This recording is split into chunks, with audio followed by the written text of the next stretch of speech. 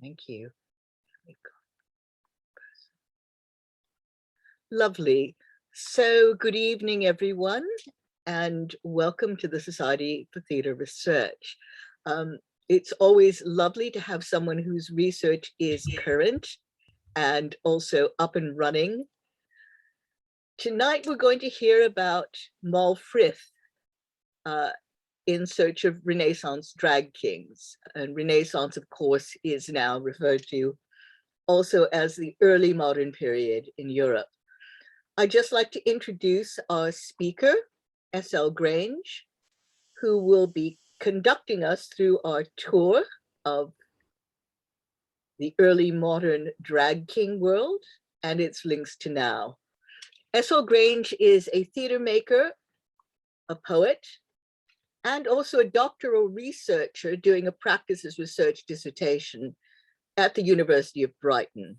So some of the work you're going to be hearing tonight is also drawn from her own practices research work and her own performance work.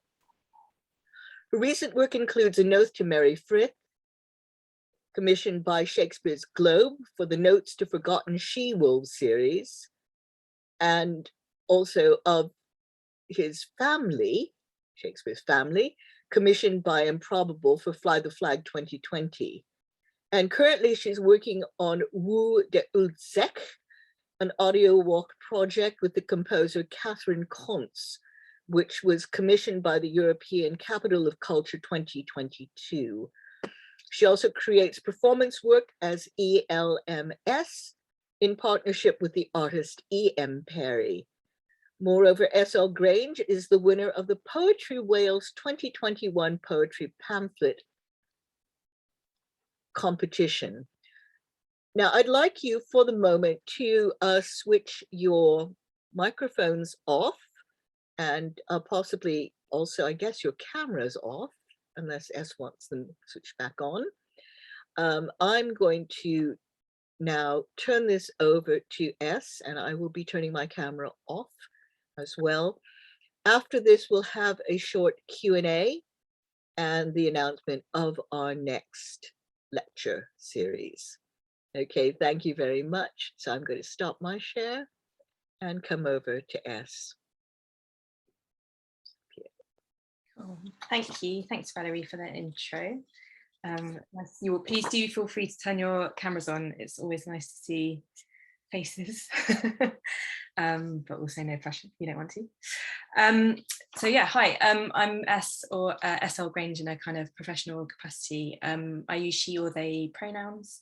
If anyone would like an audio description, by the way, please hit a wavy hand or drop a message in the chat. I'm happy to go into more detail to describe the slides and stuff as they come up if anyone needs that.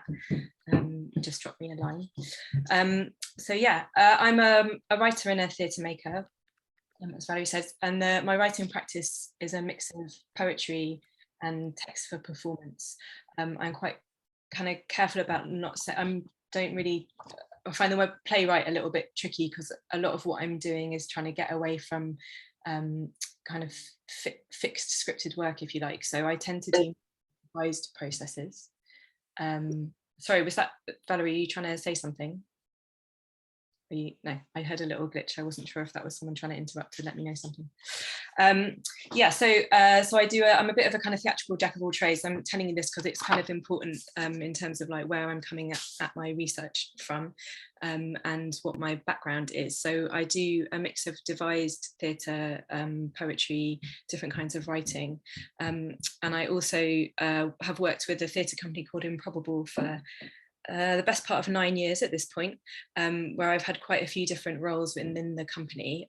So I just wanted to share a couple of little things about that because again, it kind of feeds into where the research is coming from. So I'm just gonna do a quick screen share. So yeah, Improbable, if you're not aware of them, they're a theatre company that's been kicking around for about 25 years, I think, at this point. And their work really centers improvisatory processes. So even if the thing that ends up on stage isn't improvised itself on the night, a lot of the ways that they get to that work is using different improvisatory processes.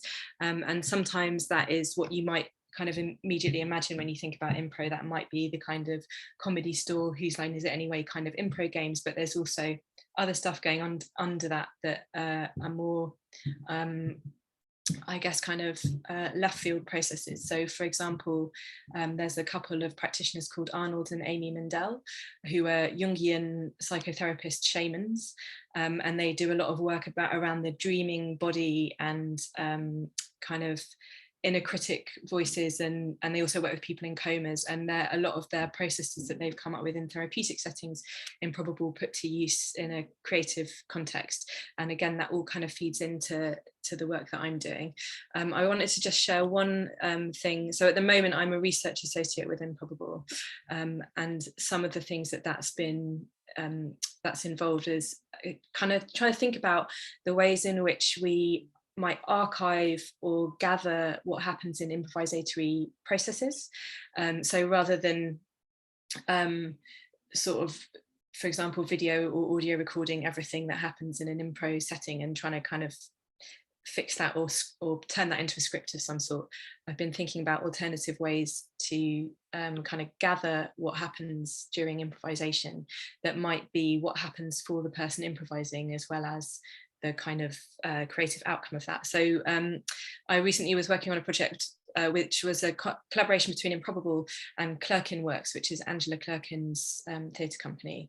We did this thing called Outside the Frame, which was a group of improvisers playing together online and trying to work out how to improvise together online. But it also had a strong theme around decolonial work and looking at history and how we do or make or write history or understand it.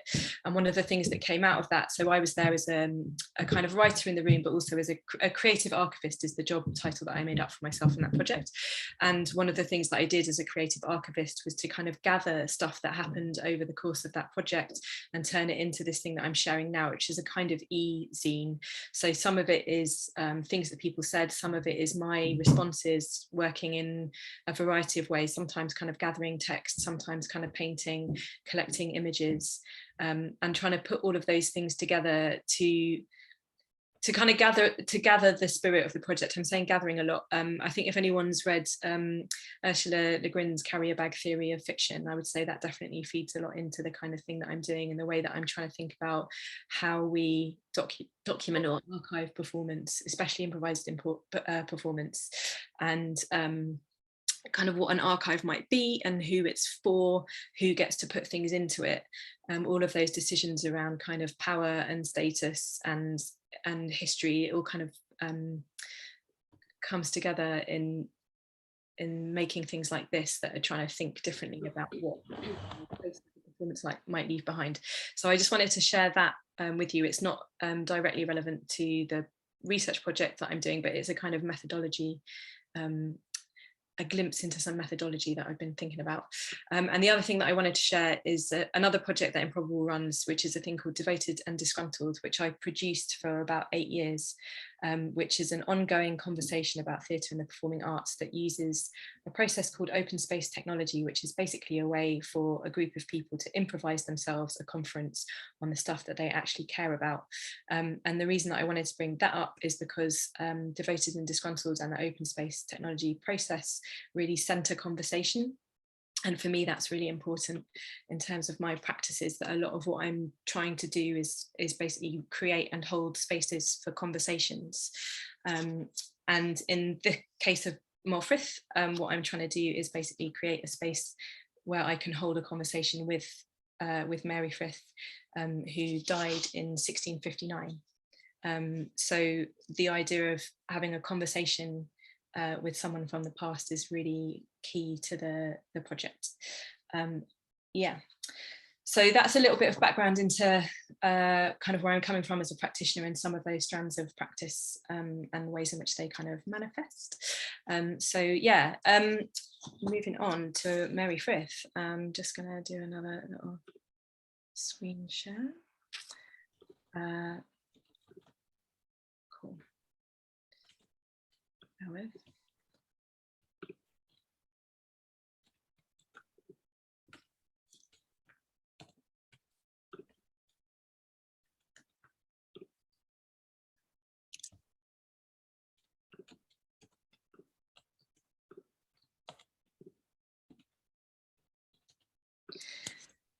Cool. So hopefully now you've all got 3 images on your screen, which are all Mary Frith, 3 different versions of Mary. So Mary Frith, who was also known as Moll Cutpurse, Mary Markham, and Mary Thrift, was a performer and a fence or broker of stolen goods, who was born around 1588 and died in 1659.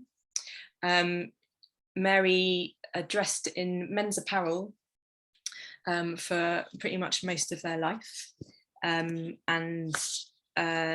I use they them pronouns for Mary, which is as much an acknowledgement of their ambiguous gender as much as to highlight the fact that Mary exists in plural. Mary was fictionalized continuously throughout their life, and is also at various points represented by other kinds of bodies. So there's a bear named after them.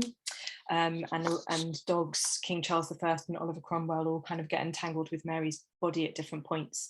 And there's also, because Mary was performed, the character of Mary Frith was performed in various ways, there's also like a whole load of other bodies who represented Mary one way or another. So they have a kind of plural existence as a fictional person and as a real person. So Mary was most famously fictionalized as the Roaring Girl in a play by Middleton and Decker, which was first performed in 1611. So 2 of these images are the kind of frontispiece of the Roaring Girl.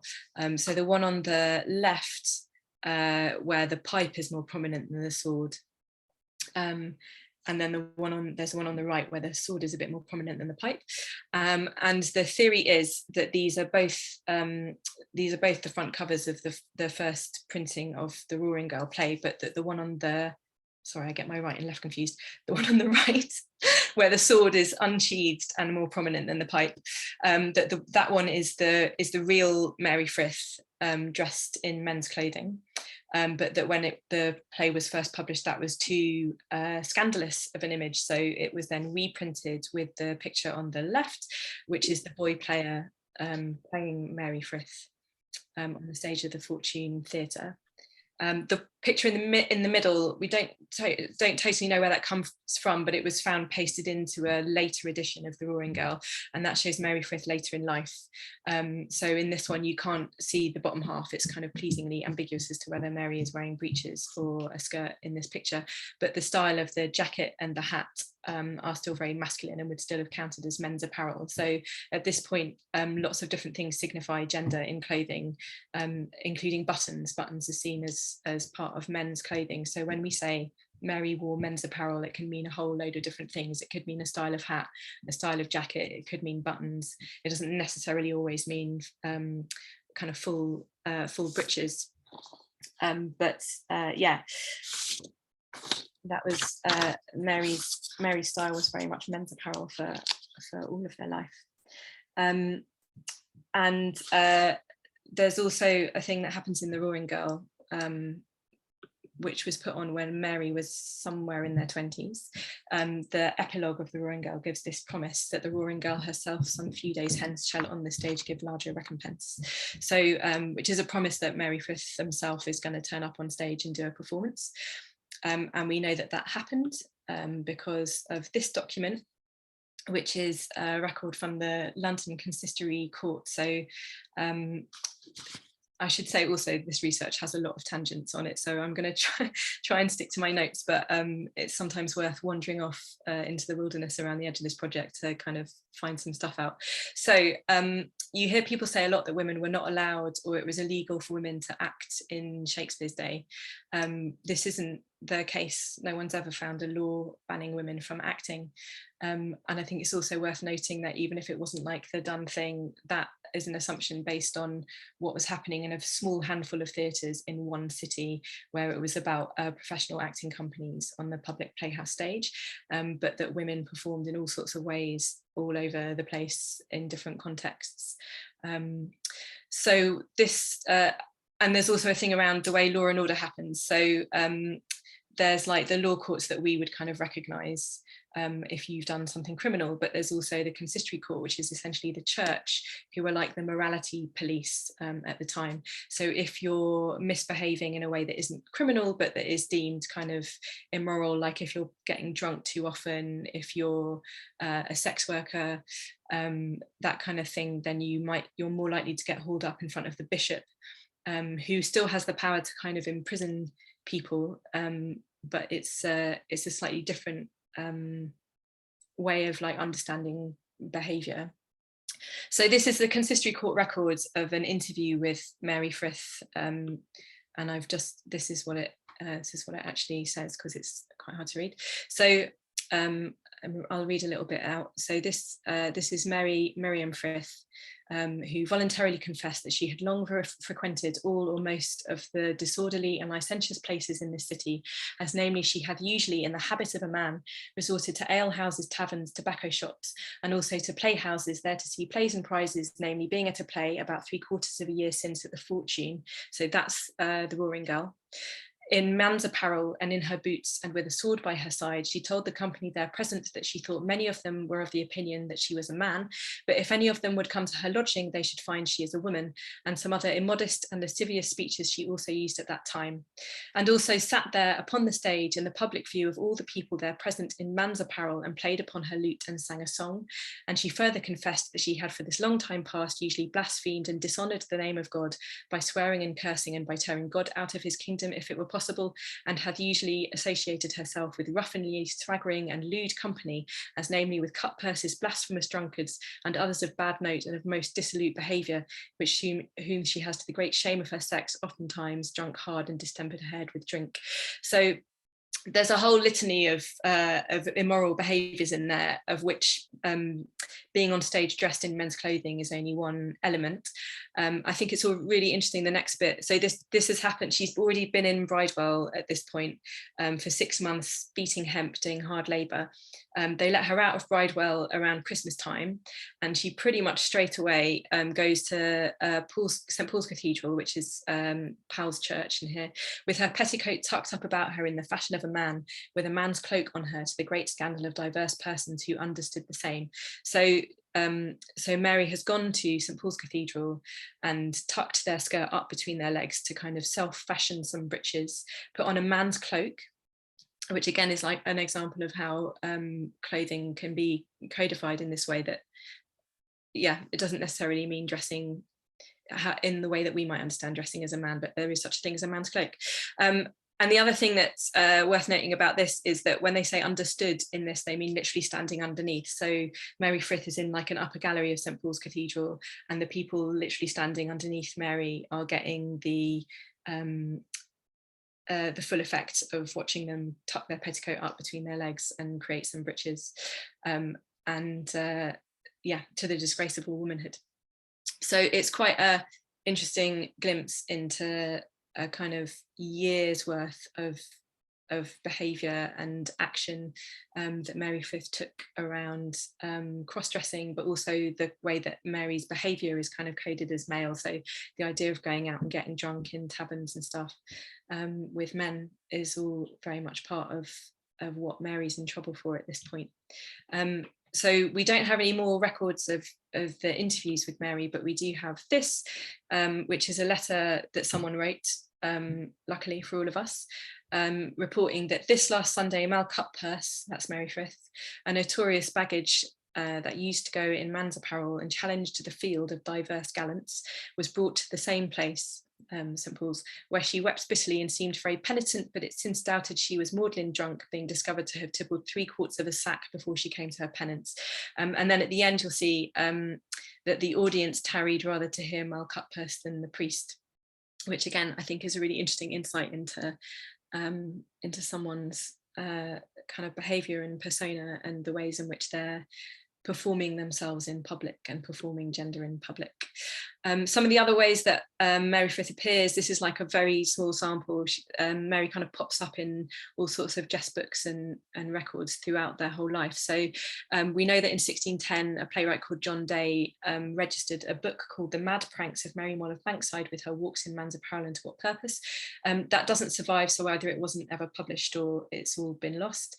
Mary Frith also, or Mal Cutpurse rather, makes a cameo appearance in Amends for Ladies, which is a play by Nathan Field in 1611.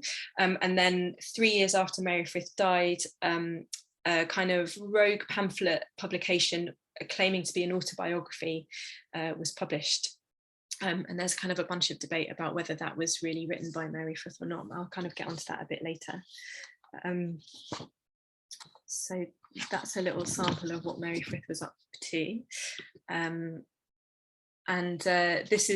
These are all some quotes from the kind of last attempt to kind of pull research into about the real Mary Frith out of the archives. This is someone called Gustav Ungerer, who I kind of put these quotes here because of what I'm trying to do is really kick against what Ungerer is doing here, which is to see a series of kind of binaries in how we understand Mary Frith and Mary Frith's gender and Mary Frith's the way that they dress and the kind of things that they did. So Ungerer starts off with this question of whether Moll Cutpurse was a historical or a fictional figure, and I think pulls enough stuff out of the archives to really prove that there was a real Mary Frith.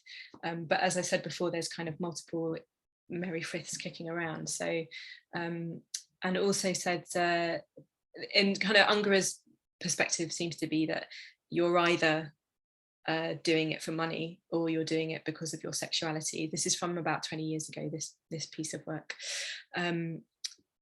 So and then there's this idea that because Mary Frith got married at some point, which I might talk about a little bit if I have time, that as Ungerer says, provides a key to approaching the mystery of her sexual and gender identity. There's so many different reasons why someone might choose to get married at this point, and the person that Mary Frith married remains an absolute mystery. So I'm trying to kind of break away from this idea that we need to find out the facts about someone like Mary Frith and kind of fix them into a set of identities and say whether they were straight or gay, or whether they were trans, or creating for gain their own public persona as a kind of commercial exercise, as Ungerer puts it. So what I'm trying to do in terms of bringing in my performance practices and the improvisation and drag that I'm going to go on to talk about in a sec, is trying to break out of this idea that we have to have a definitive and fixed decision about someone's identity when they're as ambiguous and queer and unruly as Mary Frith is.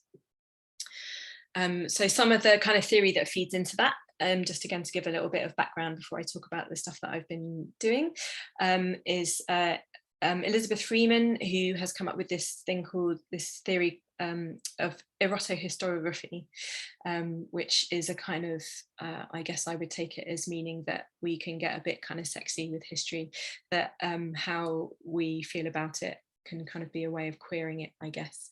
So Freeman says erotohistoriography honours the way queer relations complexly exceed the present, insisting that various queer social practices, especially those involving enjoyable bodily sensations, produce forms of time consciousness, even historical consciousness that can intervene into the material damage done in the name of development, civilization, and so on. So it's kind of bringing us back to the body and having an embodied relationship or an erotic relationship with the past, as a way to kind of undo some of the I don't know, what would you like, more kind of empirical or teleological approaches to doing history. There's also Jack Halberstam's work, which around wildness. I find it interesting. Jack Halberstam uses improvisation quite a lot as a way to kind of example an approach that they're talking about in terms of how we do history and disorder as well. So so this is from the Undercommons, and I think there's something really exciting about this, the call to disorder or wildness in improvisation, and giving ourselves up to a certain kind of craziness, which is definitely fed into some of the stuff that I've been doing of being kind of purposefully unruly, or I guess unacademic, you could say, about about methods. And I also just dropped in this quote. This is a Hilary Mantel in one of the Reith lectures, and I really like this definition of history. History is not the past, it's the method we've evolved of organising our ignorance of the past. And I think there's an invitation in that quote to do what I'm trying to do, which is to think through the gaps and the silences in archives, and try to bring things to life and to treat people from the past as a human being with whom we might have a conversation rather than a subject that we're studying. And then these are just a couple more quotes that are kind of feeding into things. So thinking about drag really. So yeah, as I was saying, trying to get away from binaries and the kind of fixity of someone like Ungara researching Mary Frith. And what I'm trying to do is meet Mary Frith through the lens of drag performance and improvisation, as a way of refusing that kind of fixity and reducing research to a series of mutually exclusive binary options. So I'm drawing on my own experience and that of members of my community. So I perform as a drag king from time to time, but I'm also quite involved in the drag and queer community and the kind of cabaret work that's going on in that community. And I think when I say drawing on, I think what I really mean is drawing that community into the research and into that conversation with Mary. So it's not like an extractive, quantitative kind of research. It's like really using the experiences that I have within drag and what drag does for the person performing the drag, as well as for the community it's being performed for, and using that to draw them into a conversation with Mary, or Mary into a conversation with us, that is a much more playful and changeable encounter with the past, in which Mary can affect us as much as we might recreate or resurrect or play with Mary. So seeing drag as simultaneously being a person working out their own relationship to gender, opening up possibilities for their audience, and displaying ways in which gender expectations might limit or oppress at the same time, as well as freeing us. And drag work can be at the same time commercial activity, self-expression, protest, art, a challenge. A whole load of things are happening all at the same time within drag. And at the same time, improvisatory practices also have this kind of multi-layered onion skin thing going on, where the person improvising is channeling something out of themselves, but also in the group that is improvising, there's a kind of group, you hear the terms group mind or group think, and the collective unconscious all feed into groups of people improvising. So the idea that you're simultaneously yourself, the character or the atmosphere or the situation that you're performing, and you're also kind of channeling some societal or more kind of global stuff as well, of like what's up in the room, what's up in the world, and what's up in you, and that all of those things exist at the same time. And I think improvisation and drag share a load of territory around that kind of existing on multiple levels at the same time, as well as practicing fluidity. And I would say there's a kind of alternative, there's a queer temporality that turns up in both drag and improvisation as well. The way that we relate to time and the sort of unknowable things about where the impulses come from that we unfold when we're improvising, or where the personas come from that we kind of, that might emerge during drag, for example. So I see both improvisation and drag as being very kind of queer methods for holding a conversation with someone unruly and drag kingy like Mary Frith. Yeah, so I'm trying to bring these unruly practices to bear in our interactions with the unruly dead as a kind of more ethical approach to having a conversation with Mary Frith, rather than trying to fix them in a particular identity or mode of understanding.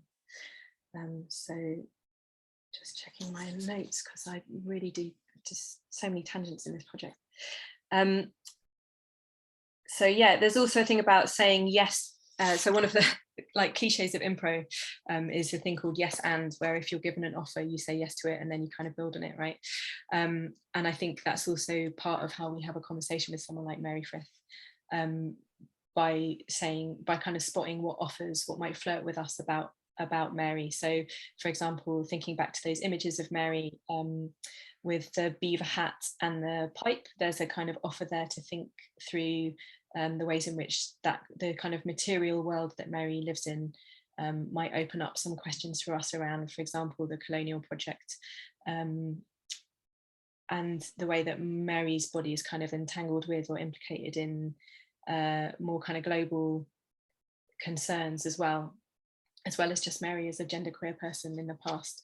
There's also a story in the life and death of Mary Frith autobiography starts with an incident where Mary Frith's friends have had enough of them, so they lure them onto a boat telling them it's going to take them to Gravesend to watch some fights and entertainment, but it's actually a boat bound for Virginia.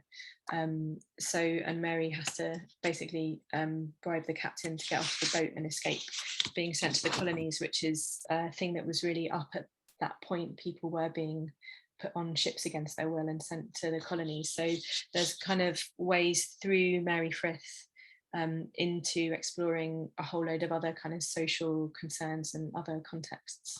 And things that we might want to sort of think through or have a different relationship to those things, I think, at this point, as we're attempting to kind of decolonize the way that we do and understand history. I also want to just, another kind of invitation to queerness within Mary's life is that I think we're thinking about that performance on the Fortune stage and the way that that performance is described, where there's a certain improvisatory nature to it, and that there's heckles that are responded to in the moment. You get the sense it wasn't a scripted thing, that Mary played a lute, told some jokes and sang some songs, that not only reading that performance as a drag king performance, but also as an improvised performance. And the early modern term for improvisation was extempore, which literally means out of time or outside of time. So I also kind of find an invitation in there to think about queerness and a kind of two-way time travel, or the ways in which Mary is always out of time, outside of time, and that we might kind of step outside of time ourselves to meet them. So let's see what's next. So here are some quotes about improvisation and what that is doing in terms of it having a kind of shamanic offer within it. And yeah, the ways in which it might affect the person.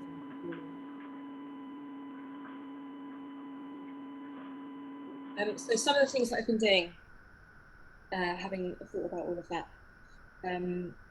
include going into archives. So this is these are pages from the token books, which are basically a thing where Southwark Cathedral is now, there was a church called St Saviour's, and people were obliged to attend a certain number of services a year.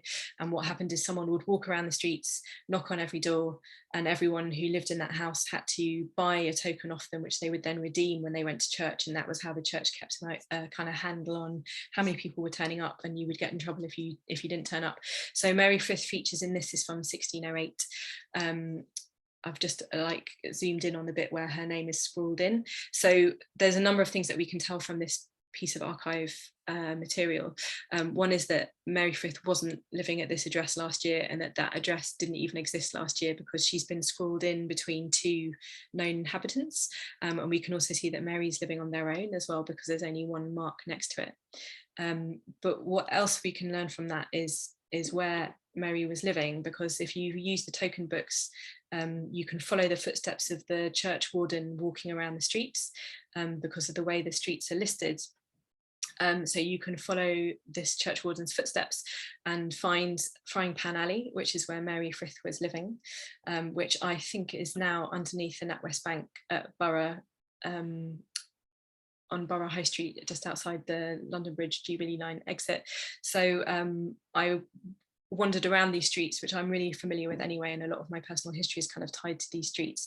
So for me, it was an act of going, kind of following Mary's ghosts around those streets and trying to put my body into some of the territory that Mary Frith has been in, and finding out how that felt and seeing what came up. I had a ghostly tutor with me in the form of Ian Parry, who I work with quite a lot. So you can see Mal in the Jacobean doublet leaning up against the wall of the NatWest Bank in this shot. We made a little film together as we walked around the streets.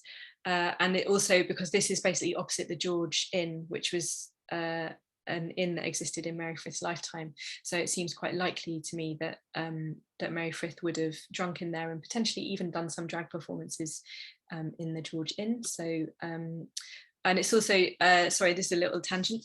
It's also very close to the site of the Crossbones graveyard, which, if you don't know about, I think is a really interesting example of another kind of project that is about trying to meet ghosts and have a conversation with ghosts. So this is the site of a burial ground, an unconsecrated burial grounds, which is largely the bodies of sex workers from the medieval times through quite a few hundred years.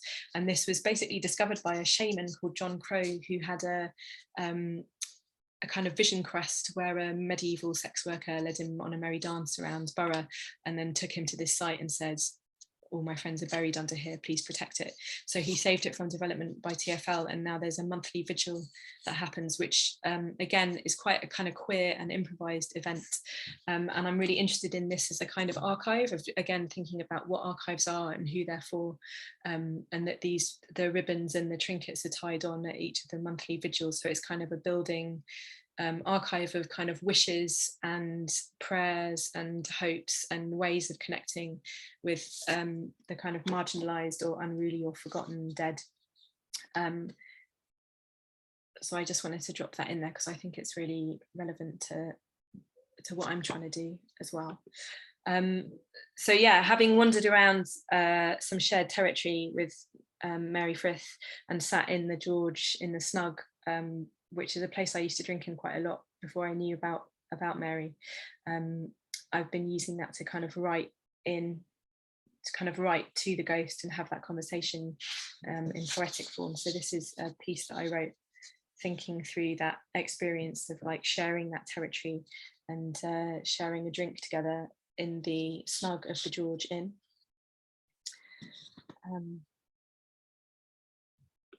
Move on. So this is the work of E.M. Parry, who I've been working with in a few different ways on this project and other pieces.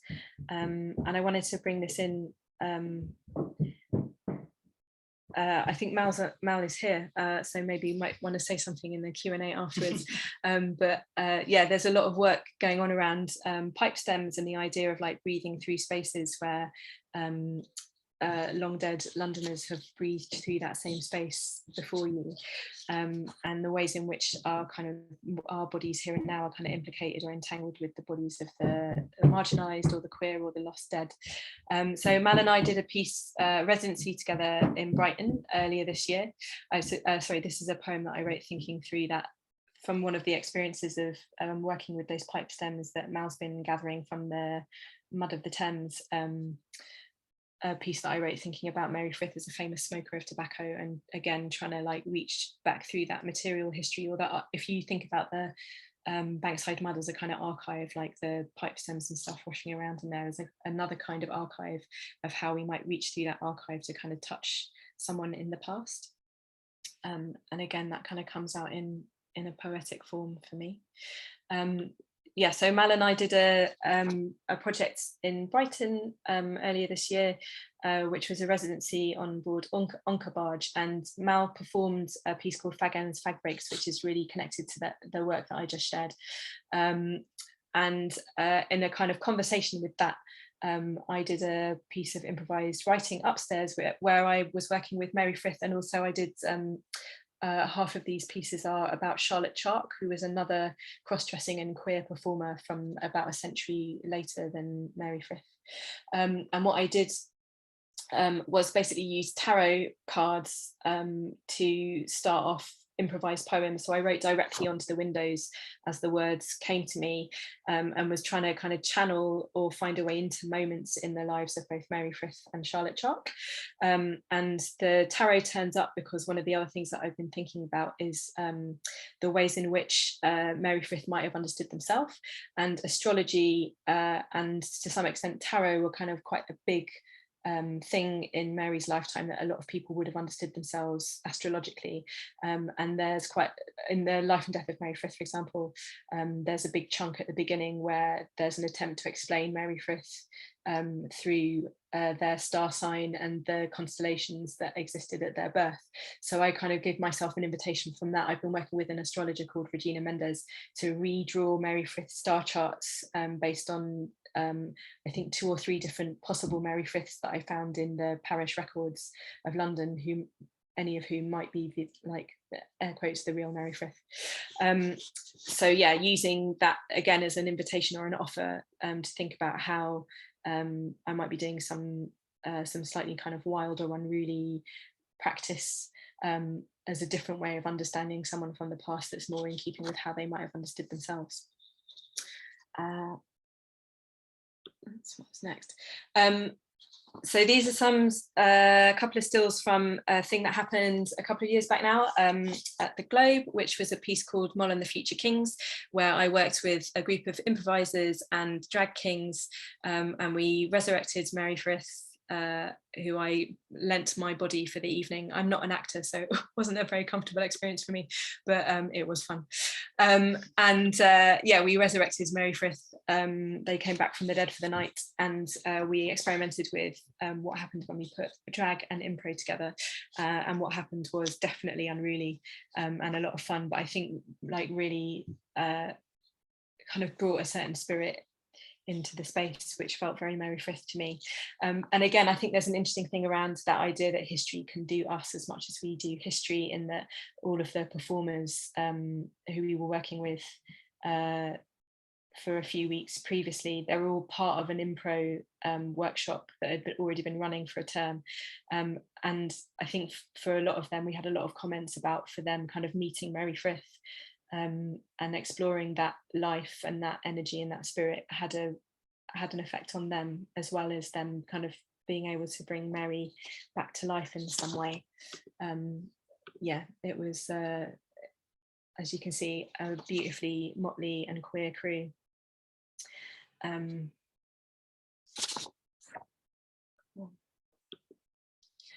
So this is Mary Frith's will. It's another little bit of archive research that I ended up doing. So Gustav Ungerer couldn't find it 20 years ago and declared it lost, but he was looking under M for Markham, not F for Frith. It's just right there in the National Archives if anyone wants to go and find it. But for me, it was an interesting thing because it wasn't about what the will said, because we know that that's already recorded in other places. For me, it was about basically thinking through archive documents as the ways in which that an archive document like this basically provides a stage or a meeting place where I can meet and have a conversation with Mary Frith. So knowing that we've kind of, across 400 years, we've both held the same piece of paper, that I've been in a physical relation to this document that puts my body in the same space as Mary Frith's, if that makes any sense.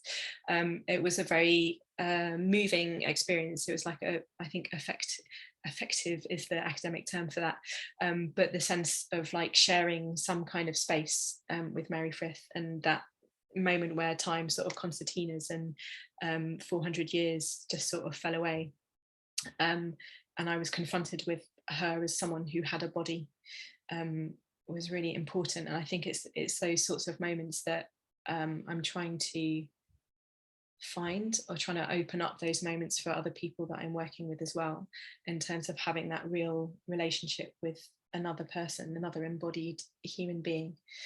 So yeah, so this is Mary's mark on the will, which is again, there's a whole debate about, could Mary Frith have written their own autobiography, because we don't know if they can write, and the whole thing of like trying to find their signature was quite a big thing for Gustav Ungerer, because it would have proven whether Mary could have written the autobiography or not. And I think what's great about this is that Mary's mark is so shaky and ambiguous, because they are very sick at this point. It could very well be someone trying to inscribe MF initials, or it could just be someone making their cross, and it's really hard to say which, and I love that there isn't an answer to that. Oh yeah, thanks Mal. Yeah, so Mary Frith got married in 1613 to someone called Lewknor Markham, who doesn't exist anywhere else in any records, and may well, I think, not have existed at all. And the important thing about that is that if you were a married woman at that point, all of your debts and crimes became the responsibility of your husband. So Mary uses their married status to get out of law courts for the rest of their life. And no one ever finds Lewknor Markham again. So it's a kind of get out clause for Mary, and I don't think tells us anything at all about what their gender or sexuality might have been. So yeah, so taking that moment from the will, that fed into the piece that I wrote for the Globe, the monologue called A Note to Moll Frith, where I tried to articulate that experience of kind of a queering of time that happens when you meet a document, and it kind of gives you a moment of feeling like you might have met a person, and that kind of affective experience in archives. And the other thing that I just wanted to talk about in terms of that monologue is the ways in which I've been trying to basically write gaps into the archive that is my research. So this is a moment where the performer is asked to tell the audience what makes them personally angry. And I don't script that. I give them some prompts to think it through and to describe it, but it's up to the performer to fill that gap in. And then there's an invitation that whatever quality or power that anger gives them, basically gives them the shape of a sword that they then hold for the next part of the script. So thinking about gaps as like helpful places where performance and a different kind of understanding might happen, and trying to find ways to create scripted work or scores that allow some space for the performer to exist as their own person, and try and do some of that layering that I was talking about earlier in terms of what drag and impro allow in terms of the performer existing as themselves, as well as existing as the characters or the situations that they're performing, and how that I think creates a kind of a really interesting feedback loop that again for me is part of like how I have that conversation with Moll Frith. Yeah. I'm well off my notes at this point. I'm going to stop the share now. So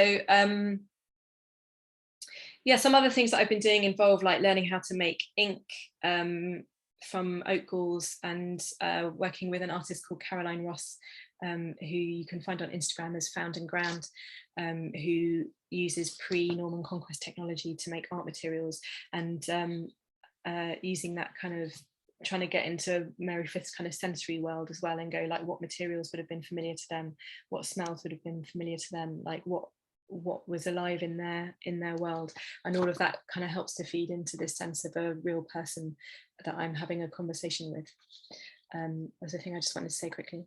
And another little element which I'm currently calling Be Gay, Do Crime, which is thinking around Moll Frith's work so after Moll Frith stops performing as what I would frame as a drag king, Mary becomes a fence of stolen goods, which I take as a kind of anti-capitalist or active resistance, which again leads me back to kind of the drag community and the way that drag work is often like a form of protest.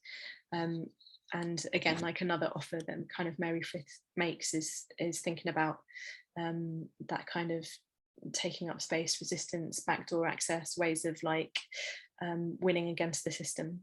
So all of that is kind of other stuff that's drifting around the project at the moment. So I wanted to end with a little just invitation for us all to do something creative together in an unalarming way. So there's just a little process if we've got time. I think we've got time. So if anyone wanted to have a go at doing this, it's kind of a little insight into the kinds of things that I've been doing and the kinds of processes that I've been inventing or finding or working on.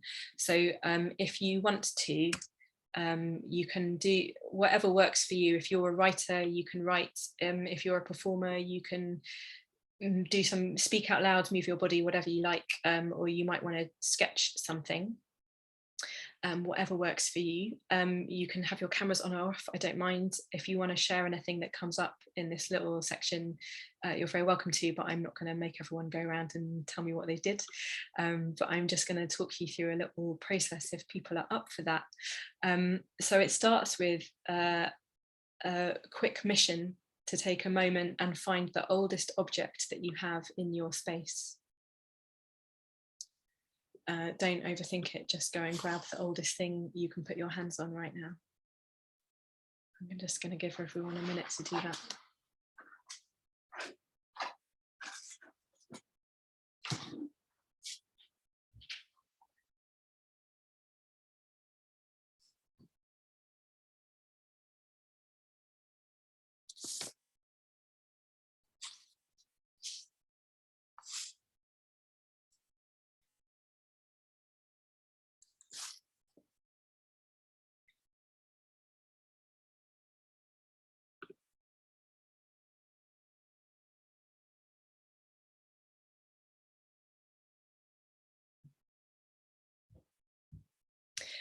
Cool. So once you've found something, I'm just going to invite you to spend a few minutes with it and have a good look at it and think about when and where and how it was made.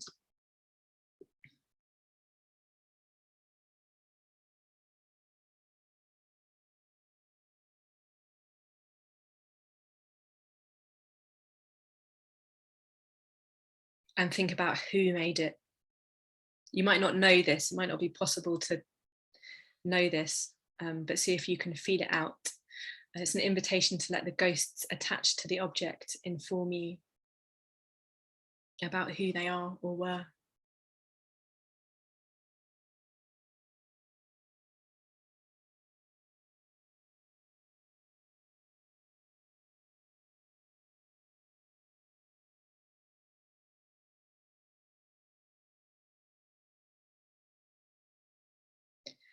And I'm going to ask you to make a bit of space in your imagination for that person to be queer or trans or disabled, or not the gender you assumed, or not the ethnicity you assumed. What does that person look like? Where and when are they living?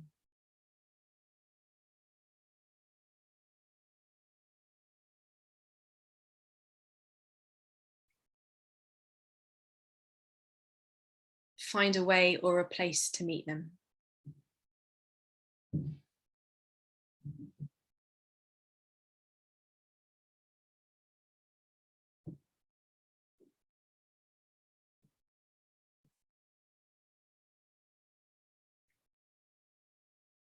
Have a conversation with that person.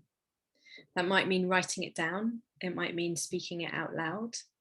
It might mean drawing it. It might mean moving it, whatever form works for you. Just have a conversation with that person and make some kind of record of it.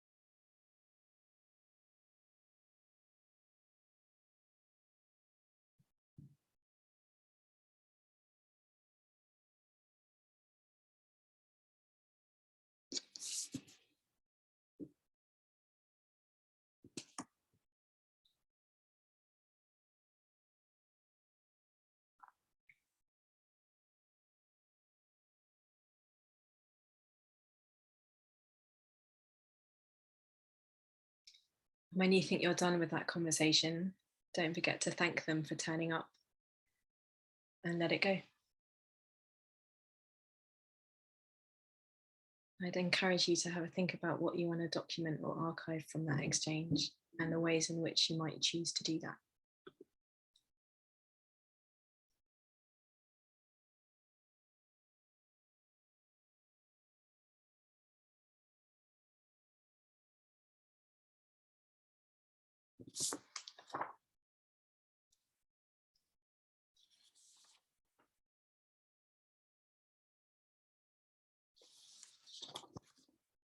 Thanks very much. Okay.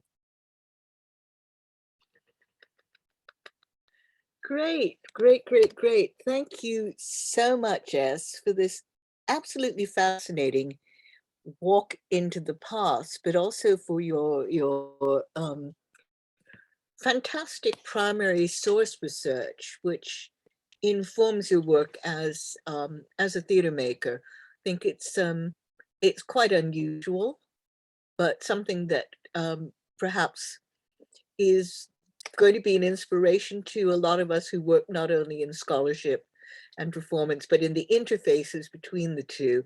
We have time just for a few questions. So, and also I'm just wondering, as if people wanted to contact you in the future, if you wouldn't mind putting your you have a website, I Was think? it all Sweet One? I mean, I don't know if there's a... Oh, right. Hello, Adam. Are you asking a question? Yeah. Yeah, would you mind putting your letting us know your website or putting your details up on chat Yeah, for absolutely. us? Okay, that's great. Yeah, I'm quite happy at this point to let you ask your questions. You know, turn on your mics, and we'll have to kind of busk it, improvise it as to who's going first. Yes, thank you. If you, yeah, that's great. If you could come into chat. Yeah, Jacob. I think somebody else asked a question. Oh, I don't know. Oh yeah, okay, sorry. Okay, yeah, it's yeah, Anya or Anna. Anna, you there?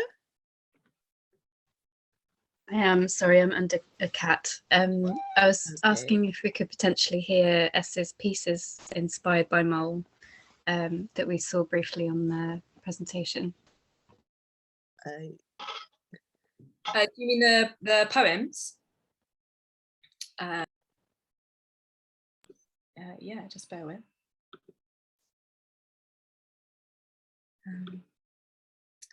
Yeah, so the first one is called And You Me. I placed your syllables in my mouth, tuck my body into the snug, hold my palm to the breath-warm edge of the flame. After a drink together, let us go out in our bombast bellies, dancing, wet our daggers, wind lacing points around our little fingers, one eye at thatched roofs, walk down all the dark alleys we can find, calling boo to Winchester geese. In archives of embankment mud, pipe stems washing endlessly, this is how I find you. This is how I learn to hold you and you me. 400 years of walking towards each other across a familiar room. Touch palms, meet eyes, leave more than X. And the other one is Moll Frith tastes tobacco. Dry clay against your lips, my love, your lips dry clay and a thin hole and a little fire in the bowl, my love, the long stem in your warm fingers and the drawing in, my love, the drawing in of breath and dust and an old kiss, the holding on for a second too long, questions born in the space before you sigh the loss, the longing out as grey air, as grey flesh, as grey clay and kindle amber in the bowl again, the fire, my love, kindle the fire again. Very, very much for that. Right, and as I said, that the poetry is on Insta at sl.grange. The website is slgrange, all one word, .com. I think, Jacob, you had a question. Yeah, well, first I just want to say thank you for an excellent talk. You really filled out a lot of great information about Moll Frith and their world. So thank you very much for that. It was very rich. And also sounds like a new book on Moll Frith is in order, and maybe you should be the one to do that. In fact, definitely you should be the one to do that. But anyway, I wanted to ask a general question, which sort of betrays my lack of knowledge of Elizabethan theater, but how common was it to stage a play about a living person, particularly a living person who wasn't a political figure? I know that the Lord Chamberlain, who ended up regulating the theater from 1737, had a ban on plays depicting living people, technically. So yeah, how common was that practice? Yeah, not very. So I think there's another play from the same kind of time about a pirate who was a real person, but who wasn't in London. So yeah, I did a little bit of poking around about that kind of early on, and yeah, it's quite an unusual thing for someone to be, especially for someone who's not like a monarch, basically, not a kind of in a position of power. So it's not a kind of, some of them are a kind of more hidden satires, I think, but this is like a very upfront thing about this real person who's then invited onto the stage as well, like within the play, promises Mary Frith's appearance. So yeah, they were quite a celebrity really at that point anyway. Yeah. Okay, right. Do we have any other, oh, we've got 3 new messages down here. Right. Do we have any other questions? Just raise your hand or let me know. Yep, over here. Yeah, please unmute, HP. You need to unmute. I think HP's mic isn't working. I think you. Oh, okay. You want to type it into chat and I'll read it? Cool, thank you. You're asking for more on the imaginary husband. Is that right? Ah, okay. Yeah, so I mean, there isn't much more to say because who knows? But yeah, so Mary Frith got married at St Saviour's in 1613 to someone called Luke Markham, and I did quite a lot of searching around there's so many genealogy databases now, and I can't find Luke Markham anywhere in any other archival searches that I've done, or any of the parish records or anything. Which I mean isn't, as far as I know, like wildly unusual. The records obviously are quite sketchy and lots got lost in fires and stuff. But there's a point 10 years after the wedding, after the marriage, where Mary Frith is being taken to court, I think for owing money on a load of beaver hats. And the person trying to take Mary to court is advised not to bother because they have a husband, but no one knows how to find him, so he won't be able to sue Mary for the missing money because it's the husband's responsibility and no one knows who he is. And as part of that exchange, someone notes that Mary hasn't lived with Luke Markham for about 10 years, and since it's 10 years since their marriage, he seems not to have ever lived with her. I think he's at that point described as being based in Nottingham, but there's no record of him anywhere. So whether it was a friend dressing up as Luke Markham and making up a fictional person, I enjoy that possibility, or whether it was just a kind of commercial transaction of just getting someone to marry them so that they have this, it's called femme covert, status where they're not liable for any debt or any crimes, essentially. I just wanted to kind of add something about the images that you had, that the image of her with the sword upright is, you said, was probably from the frontispiece of one of the plays. Yeah, published plays. Yeah. In iconography of the early modern period, that same stance is justice. Yeah, and it's really interesting that, of course, in Middleton and Decker's play, she is the defender of the poor. She is the one that knows how to navigate the world of the so-called pickpockets and thieves. She's the one that that sort of pursues the misogynistic Laxton. So I think it's really interesting that that frontispiece is almost signaling that to an audience that, perhaps not the popular audience, but an audience that was literate, is actually presenting quite a positive representation of her, that's associated with, very classical iconography of the European Renaissance. So I just thought that's kind of cool that it's there. And also the other ones are all the pipe, the tobacco. There's all the stuff about the evils of tobacco being published then as now, indeed. Right, do we have any other questions out here as we're coming to the close of our time together? Hi, actually, Valerie, on that. I hadn't made the connection with justice, but yeah, you're absolutely right. And I think it's also really interesting that in terms of the two different frontispieces, where one of them, the theory is anyway, one of them was kind of scrapped because it was too scandalous because it was actually Mary. I think it's really interesting that in that one, the sword is unsheathed, whereas in the boy player version, the sword is sheathed, and the tobacco pipe is a kind of bigger statement in that picture.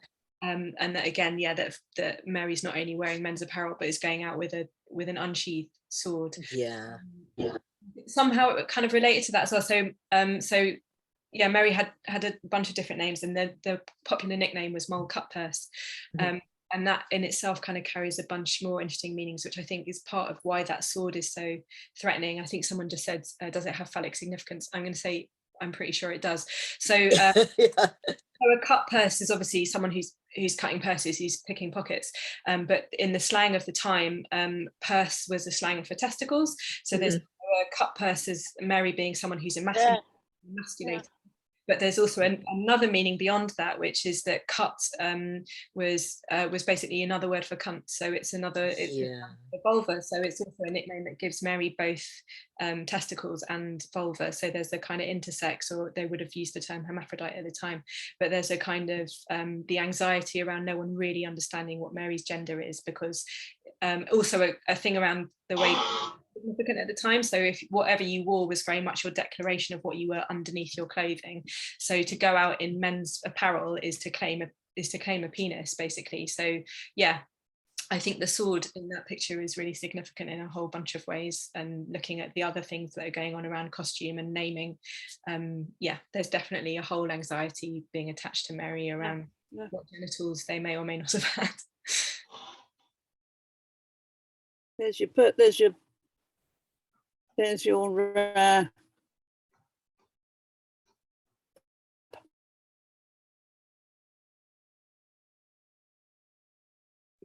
Sorry, Valerie, I think you've just muted yourself. Just lost audio. Okay, thank you. Right, I've just made you a co-host, Diana, as well. So if you want to share Yep. Do you want to show us what this is? It's quite extraordinary. It's a carved. What do I have to do? I mean, I can see it on the camera. Yep. Yeah, Just show it to us.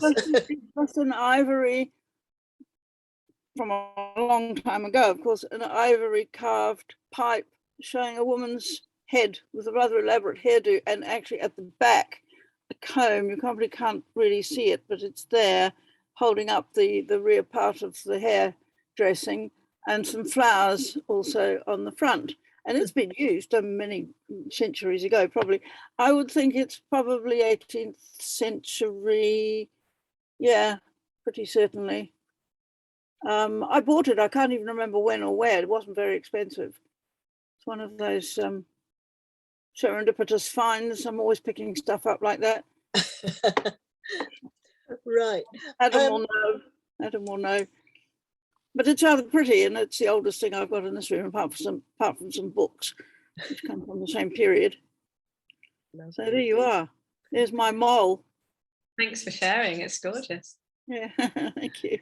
So before we say goodnight to everybody, I just wanted to share a screen for a moment about our next event coming up.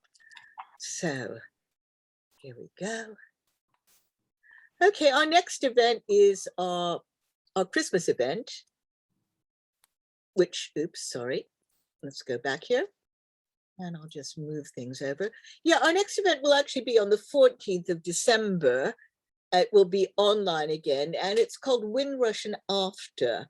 So this will be a series of works celebrating the first generation of migrants from the West Indies, or first mass migration from the West Indies, may I say.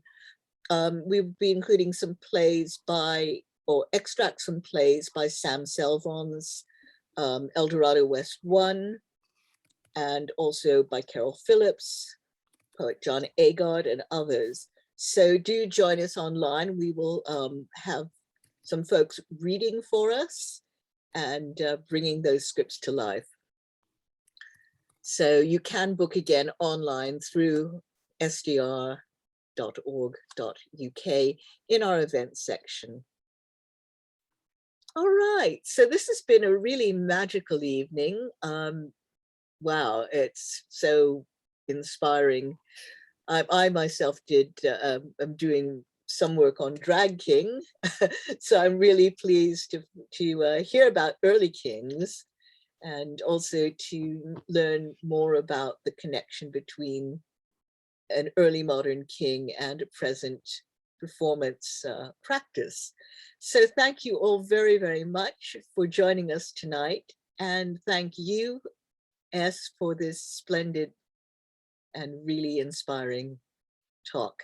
So good night, all of us, and stay well until our next time together. Thank you.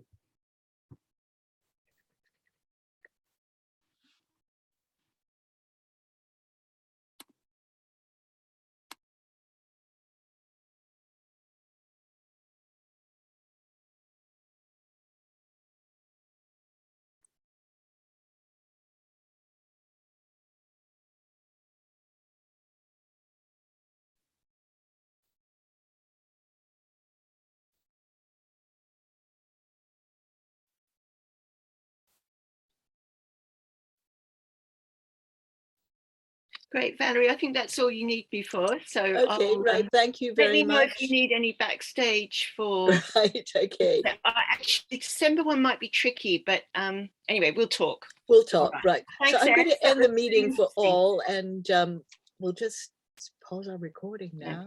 And Oh yes. Stop here's then. Right. Okay. Valerie, HP is asking you where they can